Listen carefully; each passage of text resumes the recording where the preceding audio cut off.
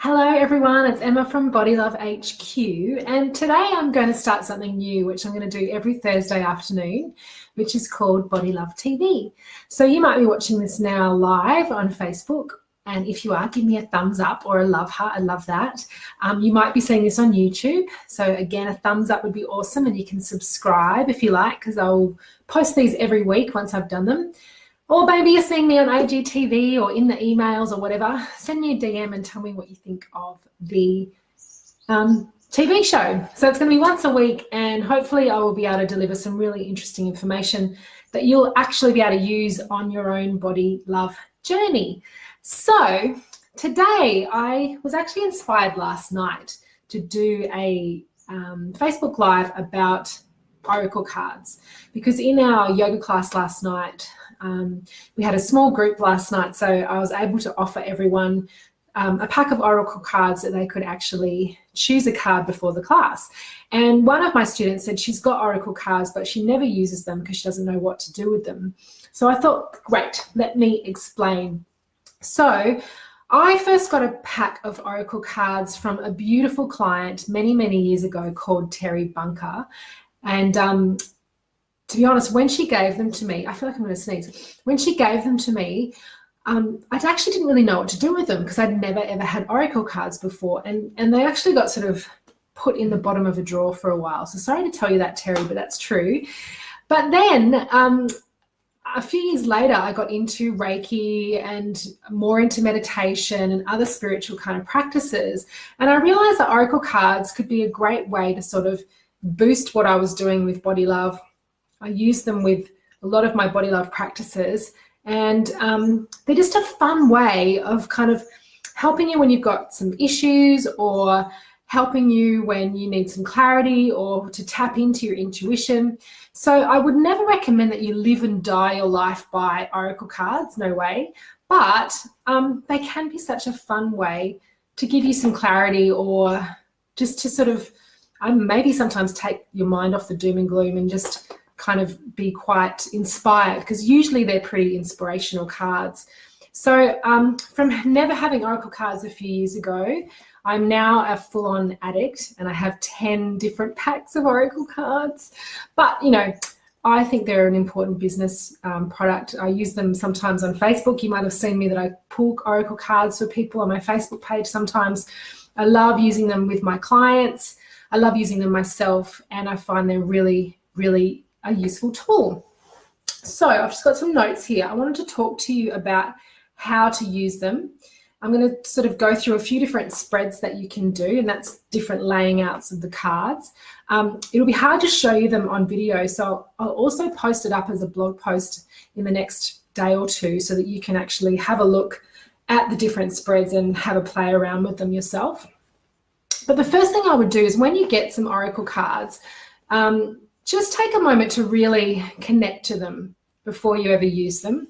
Some people like to smudge them or do different things to sort of clear the energy. That's totally up to you. Most Oracle cards come with a book, and the book will sort of give you an idea of sort of how to bless your cards, or how to, clear the energy so they're ready for you. So just take a moment to do that before you start using them for the first time. And maybe, if you've been sharing them with friends and they've been having a really rough time, you might want to do that again. You don't have to. Just sort of tap into what feels right for you. So when you're using your Oracle cards, the first thing I would recommend is taking them out of the box and just kind of connecting to them. So I often just take a big deep breath, let it out with a big sigh, just ground myself completely, and then I'll start shuffling them. So when we start shuffling them, as just happened then, sometimes a card will pop out. So what I normally say is, if you have not asked a question yet, that's not the card for you. So just put it straight back in. I'd even put it in without looking. But just shuffling the cards. If you have already asked the question, because what you normally do with Oracle cards is ask a question and see if you can get some insight into that question. Now, the question tends to be an open-ended question, so it's not like yes or no, although I'll show you a card spread that might help a little bit with that. But yeah, so feeling into the cards, asking yourself a question, and then choosing the cards depending on your card spread. So the first one that I will recommend is just choosing one card. So just choose the card. It can be the one on top. It can be cards that are, in the middle, whatever one feels right for you. After you finish shuffling, after you feel grounded, choose a card. And what you can do with that card is read the words on there. So sometimes it's one word, like this one is assessing, or sometimes there's more than one word. There might be a whole phrase or an affirmation. Look into the picture. Some of the pictures are very, very detailed and might give you some insights just by looking at the picture. So when you're first starting out with Oracle cards, you may then want to go into the book. So most, as I said, Oracle cards will have a book. The card will have a number or something, and you look up that card in the book and it gives you lots of information. So you can do that. But when you become more practiced with your Oracle cards, just reading that or just looking at the picture might be enough, and you don't need to go into more detail because you sort of feel comfortable enough that you know what that card means for you. So I love Oracle cards because they do help you tap into your intuition and your inner knowing and learning to trust yourself and your feelings and your judgments. They can be a great tool for that. So that's the first one, the one card reading. Then another really common one is a 3-card reading. So you'd again center yourself, shuffle the cards and ask a question and then choose 3 cards. So the one that's on the left is going to be the past, the one in the middle is the present, and the one on the right is the future or the outcome. That's a nice, easy way to use the cards. Another one is just an intuitive method. So again, as you've been using the cards a little bit more, you might actually start to pull out, I don't know, you might think you need 4 cards, or you pull one out, that's not exactly what I need, I'm going to pull out another card, and just wait and see what feels right for you. And you could pull out 5, 6, 10, 12, whatever feels right for you. That's the intuitive method. Then in the blog post, I'm going to post a few more different types. So there's the star spread, and that's a 6-card spread. And so that helps you sort of dive a little bit deeper into an issue. There is the 2-way spread. So this is the one I was talking about if you've got a yes or no question. You'll have 3 cards for yes and 3 cards for no, or 3 cards, yes, I'm going to do this, 3 cards, no, I'm not. And those 3 cards will help you determine perhaps which one's the right way to go. Again, you're not living and dying by the cards. You're actually just using the cards to help you sort of feel into your intuition, feel what's right for you at the time. So if the cards come up in the 2-way spread and one says you should definitely do it, but actually you don't want to do it, that's great. The cards have helped you make a decision even though you're going against the cards, and that's one way they can work. There's also a 7-card spread that I'm going to have in the blog post, and the Celtic cross spread that I love, which is a 10-card spread. And if you Google this, you'll find multiple, there's endless amounts of spreads, and you can play around with that. That's one of the fun things that you can do. So that's how to use the cards in terms of using them as a spread. There are other ways I use the cards that sort of support my body love practices. And one of them can just be a gentle way of just going through all the cards.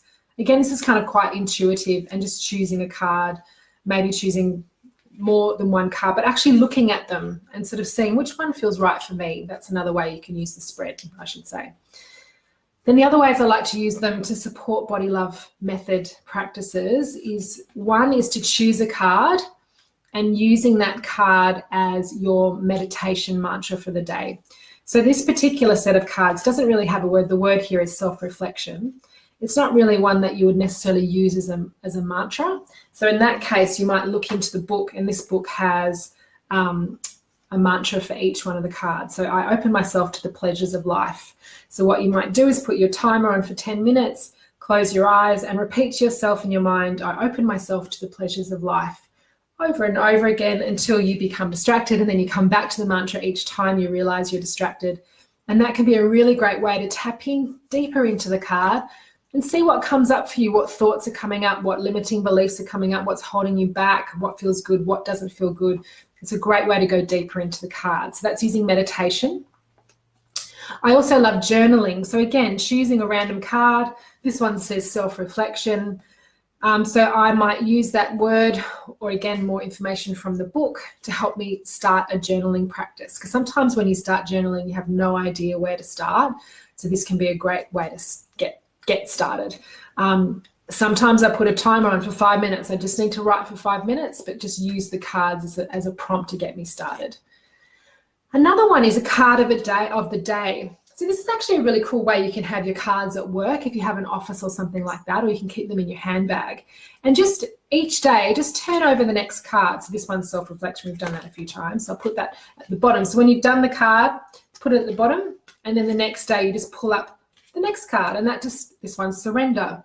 So that can be my theme for the day. And maybe, you know, if I feel like I'm going to have an argument with somebody, I could just think surrender, or whatever. So using that card as a theme, and just instead of shuffling them all the time, just choosing the next card on the pack each time. I also love to do yearly readings, and this was inspired by Leonie Dawson, who I follow online. So she encourages you to choose 12 cards for the year, so one card for each month of the year. Sort of write it in a workbook or something and refer back to it as each month passes. That can be a nice little way to use the cards.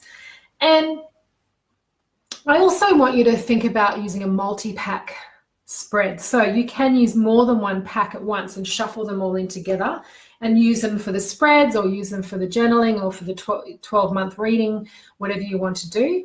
And also, don't be shy. If there's a spread that's in this book, but you want to use them with these cards, you can mix things up. You don't have to stay stuck in just the one way of using the cards. You can use multiple spreads, different spreads, whatever you like to do. So really, Oracle cards is such a personal practice, and we all will do them very differently. On Monday night, I was out with some friends, and we all did a little reading. We did a 10-card reading each, and I noticed we all pulled the cards out differently, and that's really, really interesting and really exciting.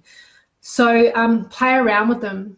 Invite your friends over and have a play with them as well. It can be such a fun way to connect with friends and really sort of spark conversation, especially about topics that might feel a bit uncomfortable to start with. It can be a great way to bring everyone out of their shell.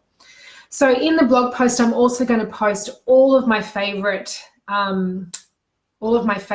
packs, the 10 packs that I have, so that you can see which ones I love as a starting point. So thank you very much for watching this first episode of Body Love TV, and I look forward to seeing you next time. See ya.